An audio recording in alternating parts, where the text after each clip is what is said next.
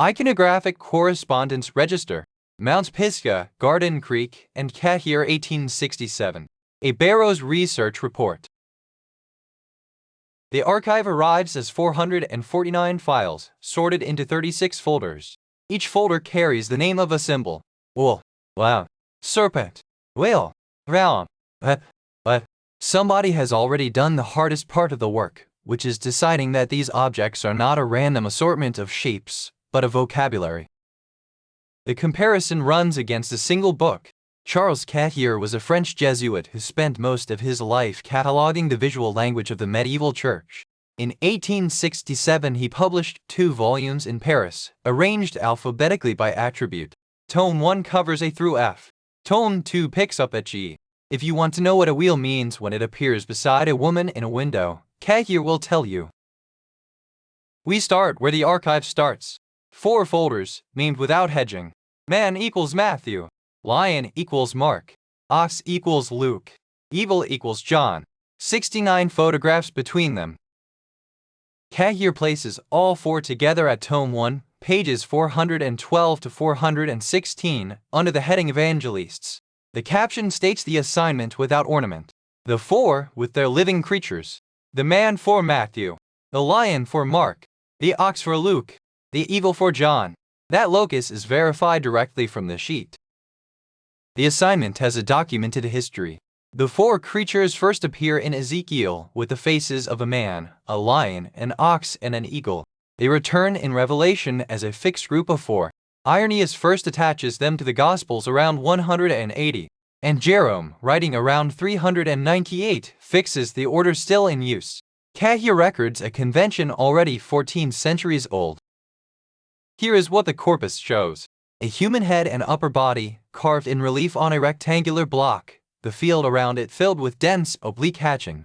The caliper in frame reads 152.69 millimeters. A standing quadruped in profile, on a bordered panel, hatch ground, caliper at 98.6. There is a mane. There is a tail. A horned bovine head, carved almost in the round, photographed against a 10 cm color scale. The horn curve is the diagnostic feature here, and on this object it is unambiguous. This is the strongest identification of the 4. And an archival print, annotated in pencil. Number 55. Steatite. Actual size: 2 seated birds with hooked beaks and incised wing hatching. The archive has now been ranked. 36 correspondences, sorted into 4 tiers. Foundational for the explicit members of the 4 evangelist set. Exceptional for a match that preserves the same distinctive scene, pose, or carried attribute. Very strong for a clear symbol-to-symbol or garment correspondence. And strong for a meaningful direct or morphological one. Every one of the 36 now carries a named Cahir figure. The ranking moves the weight of the evidence. The 4 evangelists are foundational in a structural sense. They establish that 4 separate folders form a set that Cahir himself groups. But that is not where the case is strongest. A lion is a common carving, a seated figure extending one hand toward a small cross-hatched block placed before it is not. Subject matches can arise from any number of independent causes. A reproduced spatial arrangement has far fewer available explanations. 3 entries meet that standard. Sheet 84, figures 335 and 36. A human body with broad lateral, feather-like forms. A winged human construction, not a bird. Sheet 51, figure 201. A compact kneeling body with arms lifted and joined before the chest. Both elements together, not merely a bent posture. And sheet 72, figure 288. A seated body, an extended limb, an adjacent framed block, and crosshatched surface treatment. 4 elements in one arrangement. A 4th belongs with them. Sheet 48, figure 192. A woman seated with both legs to one side of the mount. A specific riding convention, not a generic rider. Each of these can still be explained without transmission, but the explanation now has to work 4 times over on 4 independent arrangements. That is a materially harder thing to argue than 4 common animals appearing in a corpus of carved stone. The same animals carry a second reading, and it is not a competing one. The Ojibwe word dudum came into English as totem. It is built from ode, meaning heart, so that dudum carries the sense of that which has to do with one's heart. The extended family. The traditional greeting on meeting a stranger asks which clan you belong to and settles the terms of conduct between you before anything else is discussed. The clans group into 5 phratries, each charged with a branch of the common work. The Banawadasi scout, hunt and gather. The Jishigwen teach and heal. The Nook defend and heal. The Baswanaji carry communication outward to other nations. The Bamongik carry it inward to the council fires at home. Each phratry is also known by a metaphor naming its animal's characteristic. By Malwadasi, the carrier is the beaver. Jishigwen, the cut tail, is the catfish. Nook, the tender, is the bear. Baswanaji, the echo maker, is the crane. The Mongik, the pass-by sounder, is the wild goose. The bear clan was once so numerous that it subdivided by body part. Makishtigwan for the skull, Nokazib for the foot, Makakin for the liver. A collection in which bear heads and bear feet appear as separate carved subjects is doing something the Dudum system already does. And the system reaches across nations. Clans of other peoples are treated as related where the designation matches, so that a union between an Anishinaabe Bear clan member and a Cherokee Bear clan member would be held improper by many traditional communities. That is what licenses this comparison at all. Now the numbers: 98 bears, 43 birds or ducks, 14 wolves, 10 bison, 10 turbals, 6 aquatic animals, 2 lynx, 2 thunderbirds. Every one of those carries a Dudum name in one of the 5 phratries. Page 54.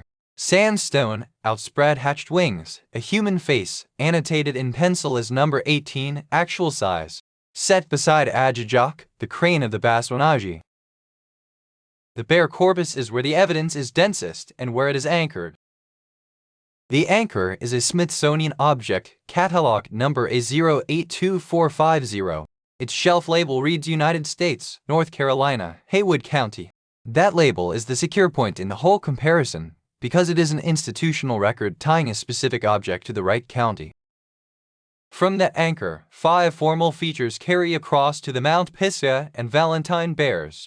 A seated or crouched bear person posture, a long angular muzzle, an arched body opening cut clean through the stone, a dark red-brown to black worn surface, and dense incised cross-hatching over body, base, limb, and head. 2 objects sit closest: an open window crosshatch seated bear and a compact angular snout seated bear. The report identifies these as probable V75.01, 600, and 609. Probable is the operative word. These are visual crosswalks, not final ledger identifications, and the report says so on its own face. Around those objects sits a documented ceremonial grammar.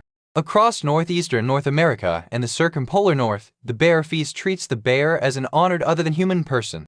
There is a focus on the head and the skull. There is special treatment of the bones. And there is a transfer of bear power through image, through part, through regalia, through performance. That framework does not prove the function of any single sculpture. It does explain why a corpus would contain 98 of them. And then there is number 61, which is the strongest documentary evidence in the entire archive. A small carved steatite bull, photographed in the Valentine album as number 61. Around its exterior runs a continuous relief band of figures and serpentine forms. One raised element at the rim resolves as a small standing figure whose head reads as crowned.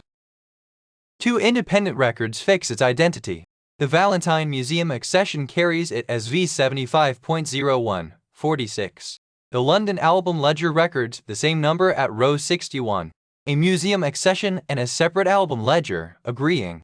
That settles the photographed object identity that earlier drafts had left open.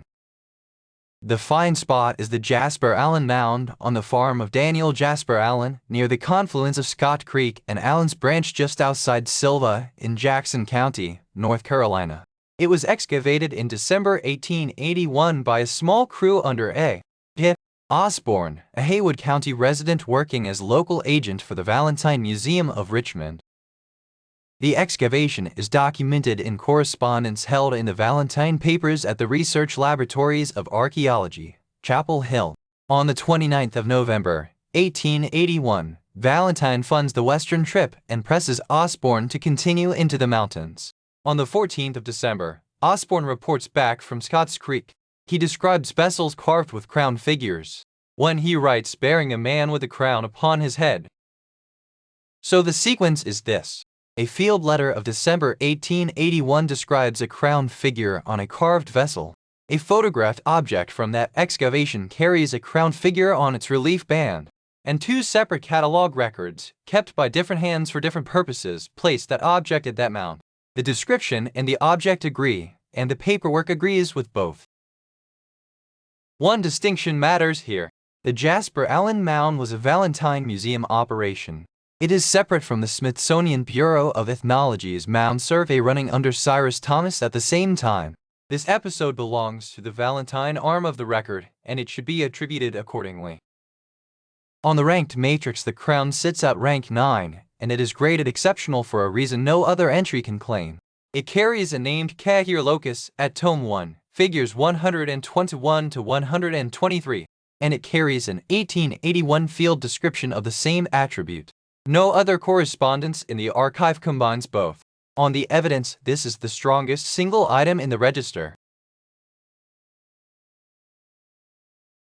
And there is one more sequence worth setting down, because it bears on how this material was received. December 1880, a Cherokee man in Macon County tells Valentine that images from these mountains are used by medicine men to bring rain. 1882, Rao returns an adverse verdict on the class. December 1882, Secretary Teller writes that medicine men are impostors, practicing deception by artifice and device. March 1883, Rule 6 makes their practice a punishable offense, and the objects used in it become instruments of a criminalized act. That same year, the Smithsonian sends Emmert to investigate the manufacture of imitations in western North Carolina. 1 vocabulary of counterfeit, 2 arms of the same government, inside 27 months. No order to the Smithsonian has been located, and none is claimed.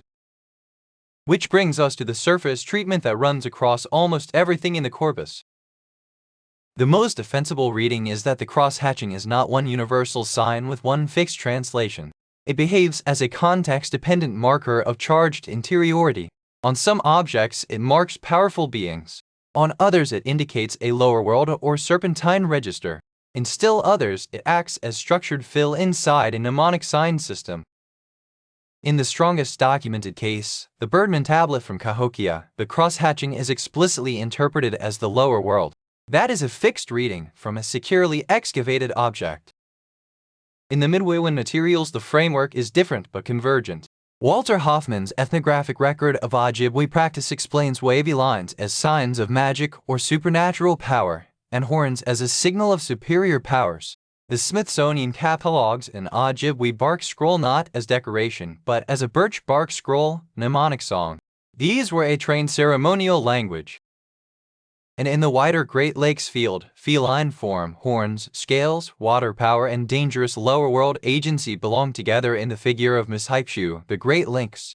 The resemblance across these traditions is meaningful through shared cosmological logic, not because everyone used an identical dictionary of signs. Beyond the 4 evangelist folders, 32 more. A recumbent wolf with a pierced eye. A small quadruped held in a gloved hand, red pigment still in the grooves. An incised bird on a blue-gray block. A raised undulating serpent, caliper at 83.15. And the antlered stag beneath a leaf form. Samantha Waddell identified that leaf correctly, and the identification holds. It has its own lower contour and an intervening carved field, so it is a separate motif, not an extension of the animal's back. Mountain holly is the best current botanical comparison. The apex, the venation, and the Appalachian distribution all align. A further sheet closes a gap. Sheet 41, Tome 1, pages 365 to 367. 3 of its 4 figures carry a palm, the soldier standing at the inkhorn, and the veiled figure holding a child under the heading Child Saints, those who died as children, shown in small stature with the palm. This is the palm of martyrdom. That matters for the pine folder, which until now had no sheet of its own. Look at how the palm is engraved. A tall central stem with long narrow leaflets radiating from it at a steady angle. Now render that in low relief on worn stone and ask what separates it from a pine bough. The answer is very little. Leaflet length, tip shape, the sheath at the base. Those are exactly the features that erode first. So the folder cannot be sorted into palm, pine, and holly on morphology alone. That is not a weakness in the evidence. It is a fact about the evidence, and it now has a verified source standing behind it. Then the human actions. 50 figures seated, 28 kneeling, 22 standing, 9 smoking a pipe, 4 riding, 4 shaking hands, 1 group holding hands around the rim of a bowl. These carry no dutum equivalent because they are posture, not descent. 1 folder needed correcting. The banner stone form looked like a match for Cahir's banner and standard, and on that reading it failed.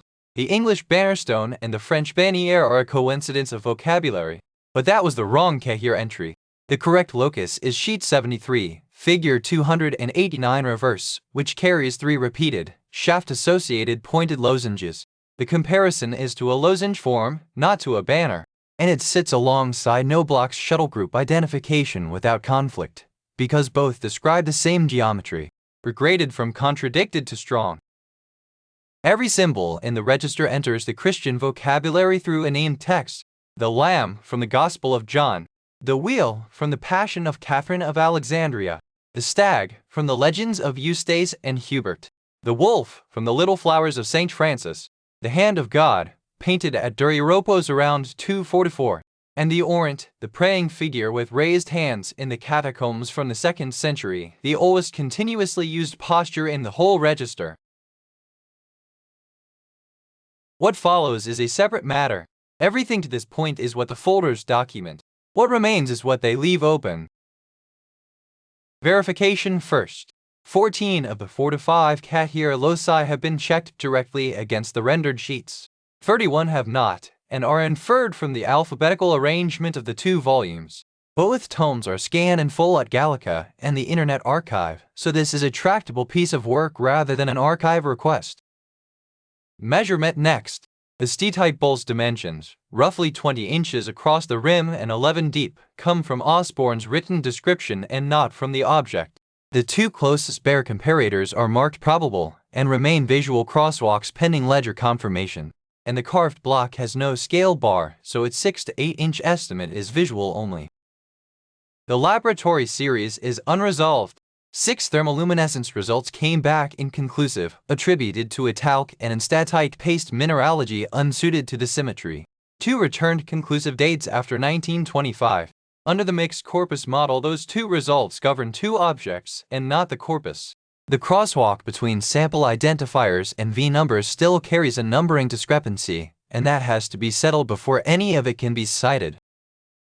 And one note on method. Correspondence establishes vocabulary. Chronology needs physical evidence. Those are different questions and they take different instruments.